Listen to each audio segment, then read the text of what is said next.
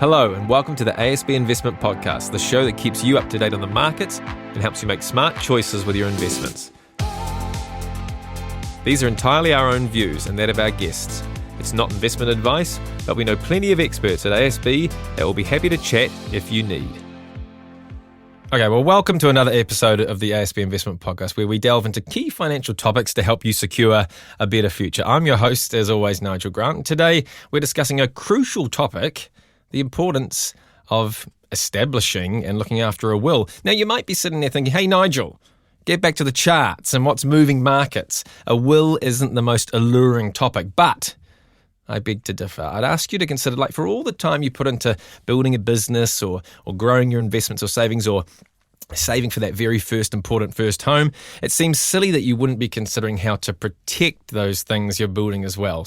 And ensuring that they end up where you might want them to go eventually. So today I'm joined with none other than Angela Jackson, Head of Service Delivery for the North Island at Public Trust. How are you, Angela? Very well. Thank you for having me. Lovely to have you here. And to kick things off, can you tell us a little bit about Public Trust for those that don't know it and what your typical sort of day looks like? Yeah, absolutely. It's a great question and I get asked that a lot. Yep. What does Public Trust actually do? Yeah. So most people will know we are a Crown entity. We celebrated a really big milestone last year. We turned 150. Oh, congratulations. So we have been supporting New Zealanders for over 150 years now.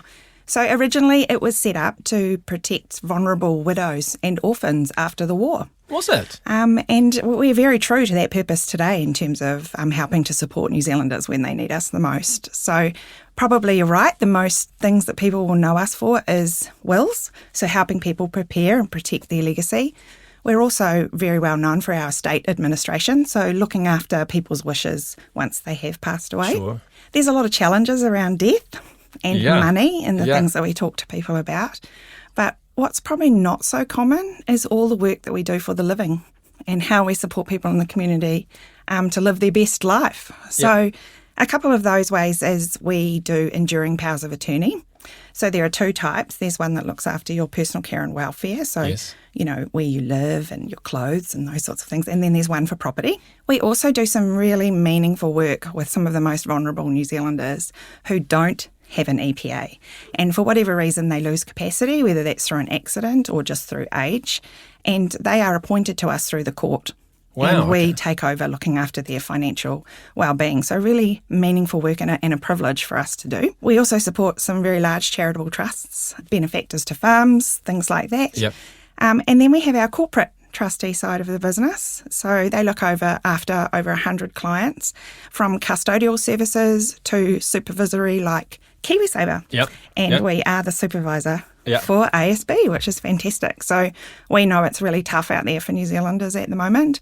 And one of the ways that we give back through that supervisory work is through the KiwiSaver hardships. Sure. And just making sure that those are being managed well. And you help us with those. So with all of that massive amount of work and help that you help Kiwis with, do you have any spare time yourself? And if so, what do you get up to?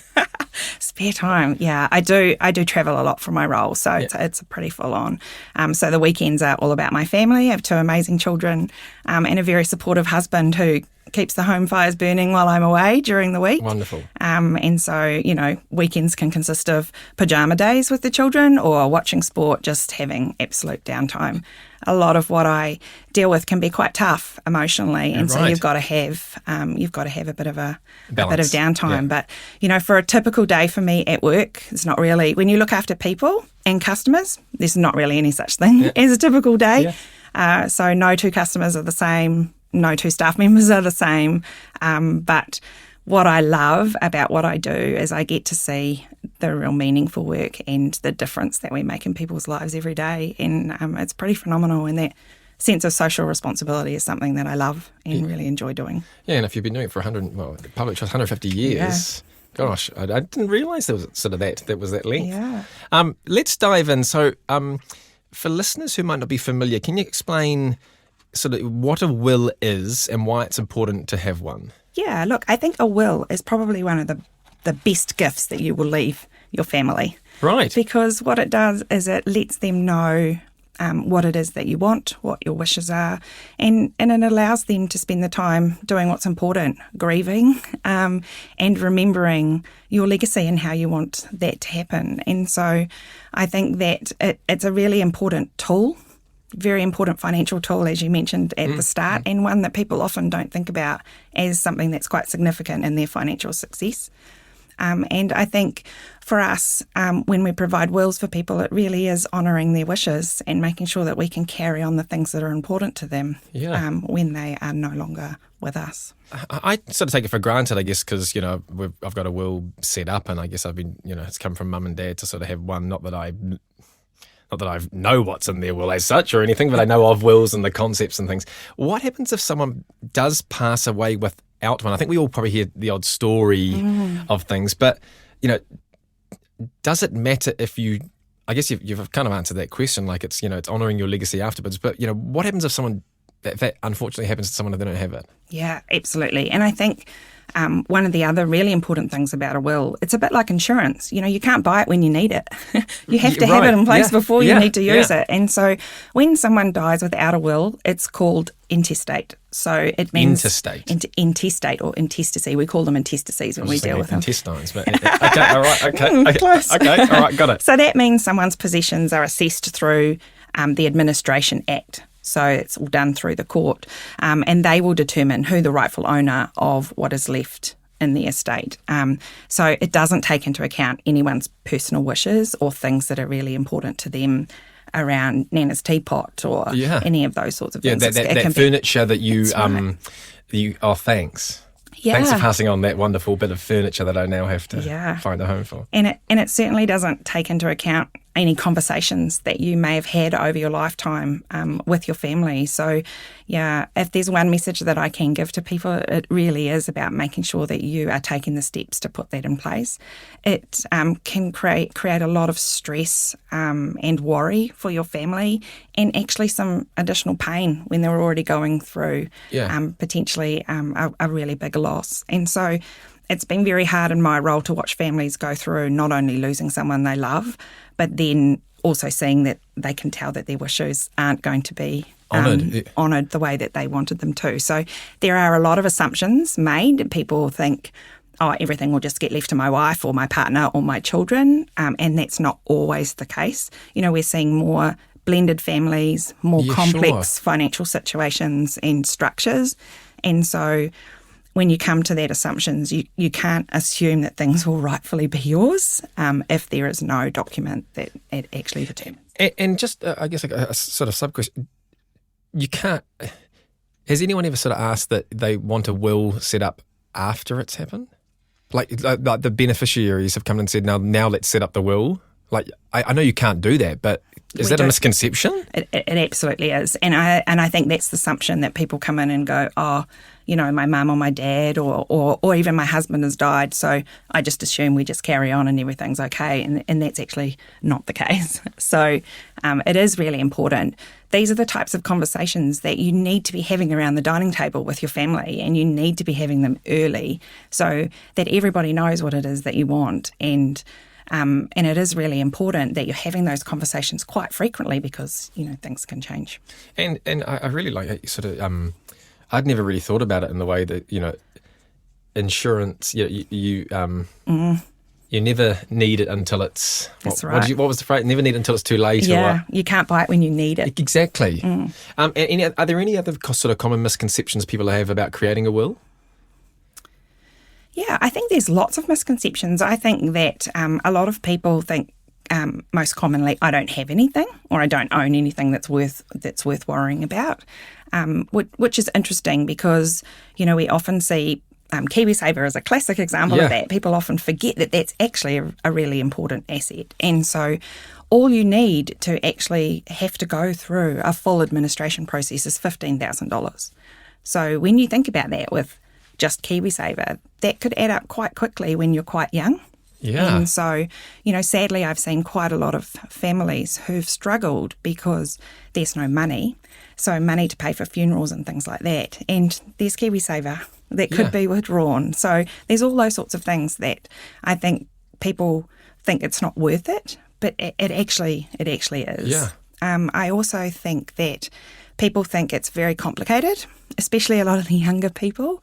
They think it's really complicated to set one up, and it's really expensive. But it's a massive thing. Absolutely, absolutely. But it's not. You can do a will online starting from $85. So, gosh. And that can protect you and protect your family. So it's really important and accessible. And just to clarify that point, so if you've got $1,500, $15,000 or more, it defaults if you haven't got a will into that process you were talking about. Yes. Gosh, these are. I can't take notes while I'm going, but I probably should be. Absolutely. So I'll ask you in a second in terms of how often someone should review or update. But you did mention KiwiSaver. The idea for this conversation actually came out of something I heard in my weekend ramblings and listening to podcasts. I heard of a story of a US man, funnily enough, who lives in the US, who passed away, I think in around, maybe 60s or 70s. I couldn't find the article online, but on this podcast, this gentleman was talking about they passed away and he hadn't updated his will in 40 or 50 years, right? Very common. And so they have a thing over there called their 401k, which is your American sort of KiwiSaver or super thing. His ex girlfriend in college on that will was named as the beneficiary of the 401k. 40 or 50 years down the track, the family hasn't got any idea of it, and then when the unfortunate event happens, it's contested. So the sons, I think, or the offspring, for lack of a better term, were contesting it, but they didn't know anything about it. Right. Are there examples like that you have to give specifics, but there's examples like that? Yeah, absolutely. It is very common for us to see very old wills that a lot of people potentially do it. That's great. Put it in a drawer. Forget about it. Yeah, it's done.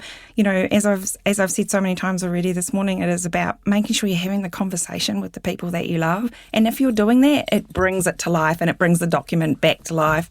It isn't just a meaningless piece of paper. It is actually really important. But yeah, we do see wills that come up that things have changed. People have got married, they've had children, and of course, if it's a really, really old will, there's no mention of that. So it does make it tricky. So on that point, how often should someone review or update their will? I guess how you've described it, I can imagine sometimes there's wills literally that you have to take them out of the drawer and blow the dust off them. Absolutely. Because I haven't reviewed. We've got it, but I haven't reviewed it in a few years. How often should I be doing that? Really good question. I don't think there is a magical number of how often you should do that, but what I do know is people's lives can change in a heartbeat.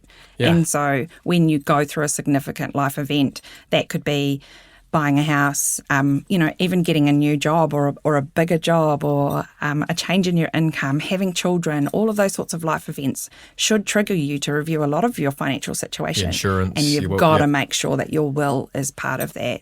I think that it is something... Again, as we get older, it is something that we should be talking about every time you have your family together, and just making sure that it's time? Well, not every time, but I regularly. think it's regular, absolutely. And I think quite often I see people come in, and when we are starting to begin the administration process, it's a surprise.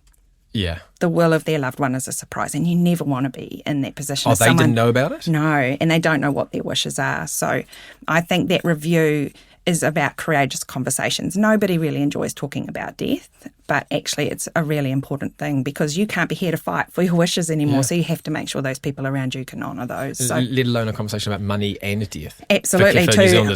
Very, very complex dynamics that come through. And I think what I see when we see administration that becomes difficult and family dynamics get hard is when there is that element of surprise and there hasn't been a review and we haven't discussed it for quite some time. So really, really important. I like the term courageous conversations. That's cool. And you talked earlier about, for potentially $85 or online. What are the, I guess, not to go through the whole process, but what would you say would be the basic steps or things to have ready when you, when you go about starting or creating a will? Absolutely. So what's great about our will offerings is that you can do it in the comfort of your own home. You can do it sitting around the dining table with your family if they all come together at Christmas. Like when I'm watching Married at First Sight, I can do it. Absolutely. You can do it in your pajamas, which is some of the most comfortable things to be in while you're thinking about your future. Yeah, okay. Back in 2020, we launched our online will platform called PT Online. It's really easy, it's fast, and most importantly, is accessible to everyone. Yeah. So that is where you can start your will well, for a very basic will from $85. It does move up in cost when it comes to complexity.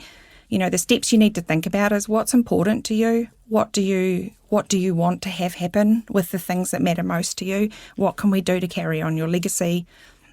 Obviously, the most important thing is start the conversation with your family. If you have children, what do you want to have happen to them if you can't look after them anymore? And then it's as simple as going to our website and clicking start. Of course, you can still come in and see my amazing team or any of the teams around New Zealand. Yep, and I think, sometimes people need expert advice.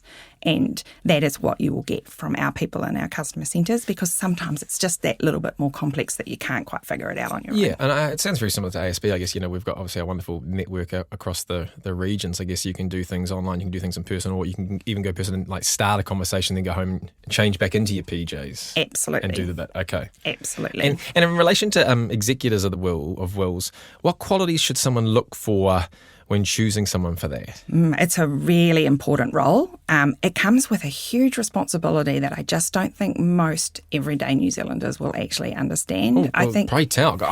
I'm one for one person in my family. Are you? It's really, really interesting. So it's someone that's trustworthy. They've got to be really good at making decisions. They've got to be really good at managing people, because the people are at the end of assets being distributed. Yeah. So, they need to be okay with going through a legal process. They need to understand there's quite a few steps that you go through in terms of that estate administration process. Like it's a job. It is absolutely a job. And what I see sometimes is when family are chosen to be the executors of other family, it's a big burden, because you're doing the formal part, but you're also grieving.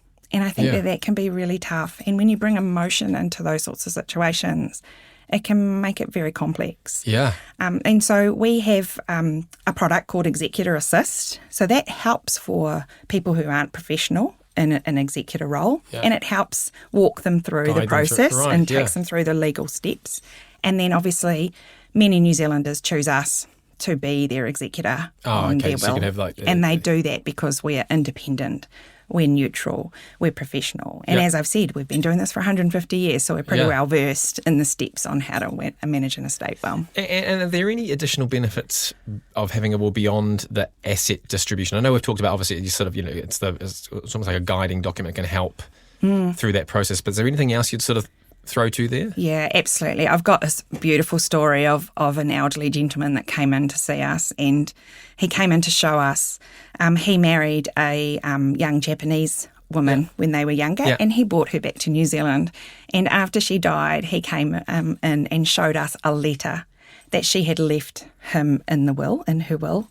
And that letter explained what a wonderful life she had and how grateful she was for him to bring her to New Zealand and all the opportunities that opened that up. And, when you hear stories like that, it's actually heartwarming, because it's not things. Yeah. That meant the world to him. That meant so much more than any physical or tangible asset that she could have left. So it's really important. As I mentioned before, Nana's teapot, all of those things that have sentimental value, you can't really put a price on those. I know for myself, I lost my mum, and I've got a ring of hers. It's not worth much, but she wore it every day.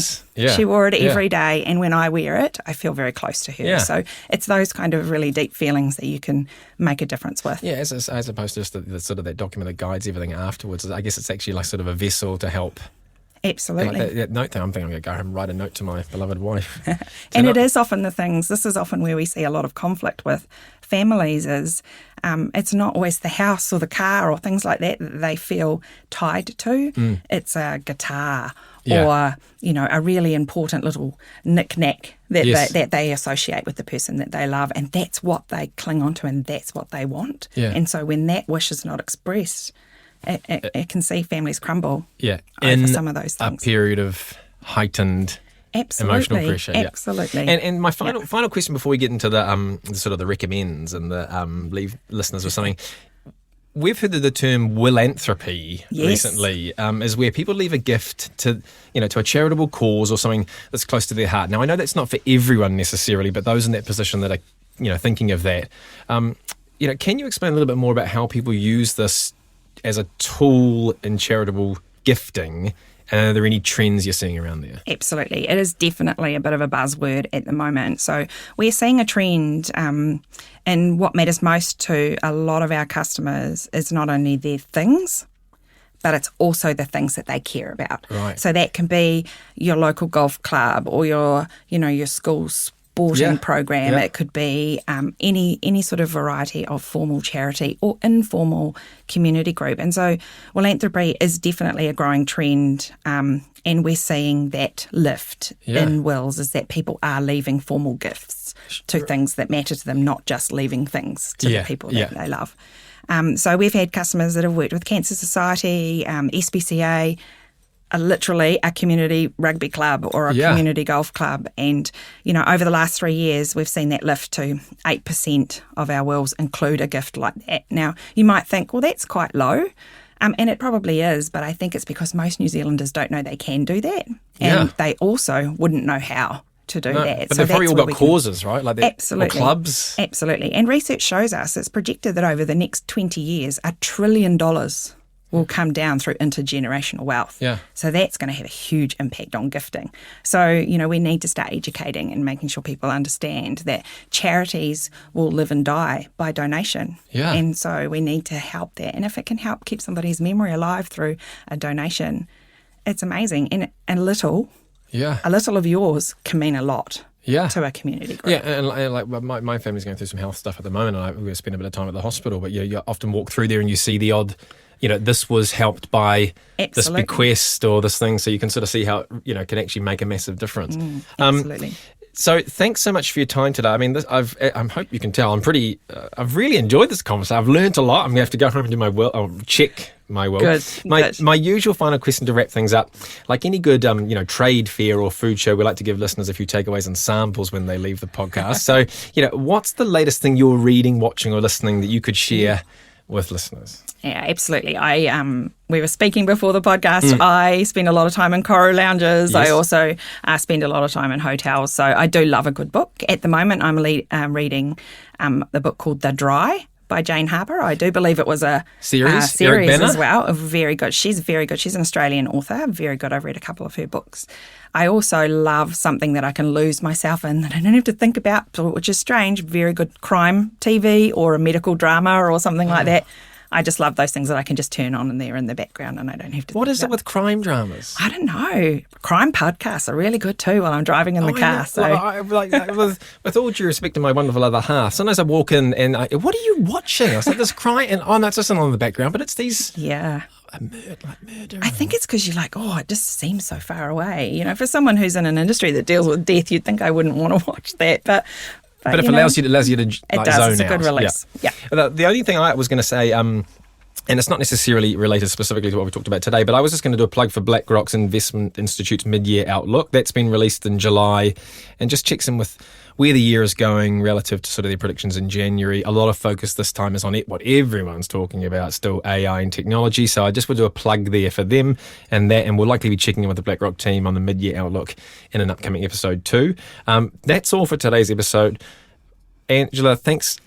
Honestly, thanks so much for coming in. I've got so much work-ons here to do. I've got will to check in on. I've just done my insurance, so I need to check in on the will on that. I hope you had a good time. Thank you. I've enjoyed being here. Well, we'll have you back. It's been wonderful. And to our listeners, thank you for taking the time to tune in. We'll be back in a couple of weeks for the next edition. So until then, happy investing and checking or setting up your will. And it's bye for now. Thanks for listening to the ASB Investment Podcast. If you have any thoughts on this episode, or if there's anything you'd like us to discuss on a future show, get in touch with us at podcasts@asb.co.nz.